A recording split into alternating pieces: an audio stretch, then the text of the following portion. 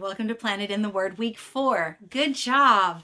What we're going to cover today is Genesis 27 through 45. And we're just going to do it very loosely, but that is your week 4 reading. And depending upon when you watch this video, maybe you've already read it, or maybe you're getting ready to start. There's a couple of things that are easily missed that I want to draw your attention to in this week's reading. They're things that you wouldn't necessarily know just reading across them, but hopefully you'll pick up on them when I draw your attention to you, and it will help you to bring your Bible to life. So the first is this. Let's do a quick synopsis of what's going on. We have Abraham has had Isaac. Isaac has had Jacob and Esau. And what we have just seen happen is Jacob has purchased Esau's birthright. What that means is he purchased his double portion. He purchased his brother's inheritance as the firstborn. And then he goes in at Rebekah's urging and also takes Esau's blessing. And Esau's upset really about the second one. And Jacob fears for his life, so he takes off and he goes back to Rebekah, his mother's brother's house. So we go back to Laban, who negotiated for Rebekah's marriage. We are back now at Laban's property, and Jacob's going to hide out with him. And he ends up working for Laban a total of 20 years. Now, that's a really great timeline. In those 20-year period of time, he essentially earns 4 wives, or 2 wives and 2 concubines, and a whole lot of wealth. But if we use that timeline and backtrack a little bit, which we're going to do, you're going to find out a couple of things that are buried in there that are a little bit interesting. First of all, let's talk about the fact that he works 7 years for Rachel.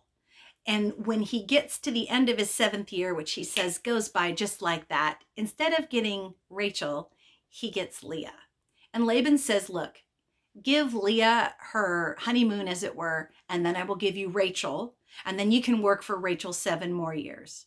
So that is what happens. Jacob has his honeymoon with Leah, and we're going to go ahead and give him the benefit of the doubt that that is probably when he starts to have his family. And we know Rachel does not bear children, but we find out that Rachel does bear children at the end of the 14 years.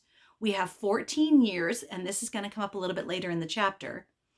And then Jacob says, I'm done. I want to go home. I've paid off both my wives. And Laban says to him, look, I've been blessed because you're here. How about now you stay on and I'll pay you wages? And that usually happened in livestock. And it says that Jacob went ahead and worked for Laban 6 more years. So we know, and that begins at Joseph's birth. So we know Joseph is born at the end of the 14-year period. So if Reuben's born after the first 7 years, he doesn't have any wives until he's worked for 7 years. We discover that Jacob has 11 sons in 7 years. That's a lot of kids in 7 years' time, in my opinion. And it's the birth of Joseph that he really does begin to decide that he wants to return home. So he makes a deal. He goes ahead and he works for those 7 years. Well, the other thing that's interesting about this that you're not going to know and is not on the surface of your Bible is some information that comes up later, incorporated with how old Jacob was when he died, how much time he spent in Egypt. If we work our way backwards, we discover that Jacob actually enters into Laban's service in his 70s. And he works for him for 20 years. So he leaves in his 90s.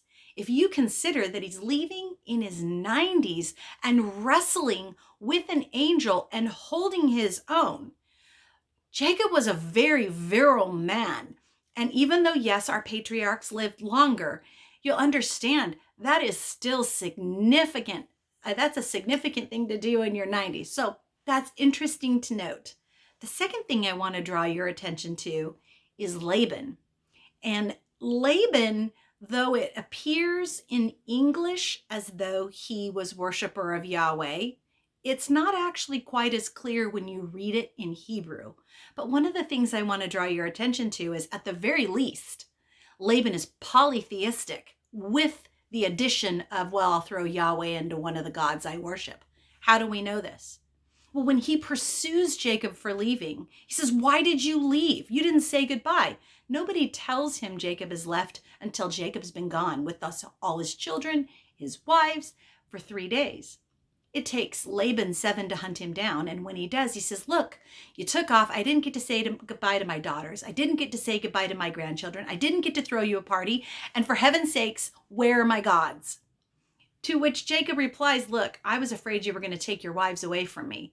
But, and this is the second thing I want to draw your attention to, Jacob innocently curses Rachel because he says in Genesis 31:32, but as for your gods, see if you can find them, and let the person who has taken them die. We see there that innocently he actually has cursed Rachel. And what happens is a few chapters later, Rachel does die in childbirth. That curse holds. She was guilty. And why she took his gods, we don't know.